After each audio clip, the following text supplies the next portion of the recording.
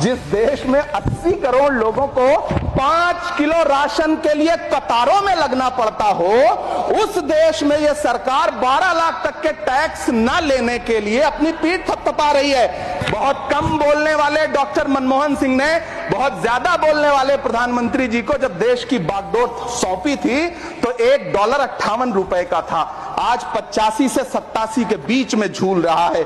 इन दिनों रुपए की अहमियत गिरती है तो न तो देश की प्रतिष्ठा गिरती है ना प्रधानमंत्री की गरिमा। हुकूमत इस कदर आवाम पर एहसान करती है, ये आंखें छीनती है और चश्मे दान करती है। सभापति महोदय, महाराष्ट्र का भिवंडी हो, मालेगांव हो, इचलकरंजी हो, यूपी का बनारस हो, मुआयमा हो, मुबारकपुर हो, रांची का छोटा नागपुर हो, बिहार का भागलपुर हो, हर जगह बुनकरों की उम्मीदें तोड़ रही हैं, लेकिन इस सरकार के पास उनके लिए कुछ भी नहीं है। मुरादाबाद का पीतल उद्योग, कानपुर का चमड़ा उद्योग, सहारनपुर का लकड़ी उद्योग, फिरोजाबाद का चूड़ी उद्योग, अलीगढ़ का ताला उद्योग, सब सरकारी प्लानिंग से तबाह हो रहे हैं।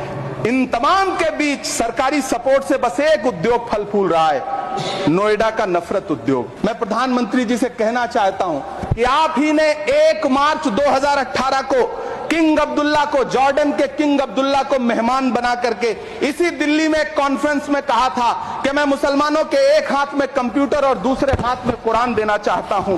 कंप्यूटर देने की बात तो छोड़िए, पढ़ाई के लिए जो स्कॉलरशिप मिल रही थी उसको भी छीन लिया आपने। हम समझते हैं इस साजिश को।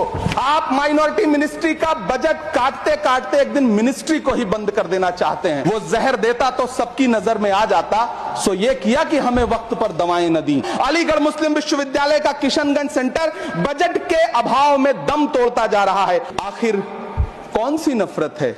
ये मुल्क हमारा भी है, इस मुल्क की मिट्टी में हमारा भी खून पसीना शामिल है। हमसे इतनी भी क्या नफरत? रिश्तों की ये नाजुक डोरें तोड़ी थोड़ी जाती हैं, अपनी आंखें दुखती हो तो फोड़ी थोड़ी जाती हैं। एक तरफ कोलंबिया जैसा छोटा सा देश और उसके प्रधानमंत्री गुस्तावो पेत्रो खड़े हैं जो कोलंबिया के नागरिकों को हथकड़ी लगाकर लाने वाले जहाज को अमेरिका बैरंग वापस लौटा दे रहे हैं, और दूसरी तरफ हमारे प्रधानमंत्री जी खड़े हैं जो बेड़ी और हथकड़ी लगा करके लाए गए बेटों के अपमान पर एक शब्द नहीं बोल रहे। पन्ने पलट रहा हूं, मुझे 2 किरदार याद आ रहे हैं। एक तरफ निक्सन के 7वें बेड़े की धमकियों के सामने लोहे की तरह अडिग इंदिरा गांधी खड़ी हैं, तो दूसरी तरफ खुद ही नमस्ते ट्रंप का नारा लगाते हुए प्रधानमंत्री जी खड़े हैं।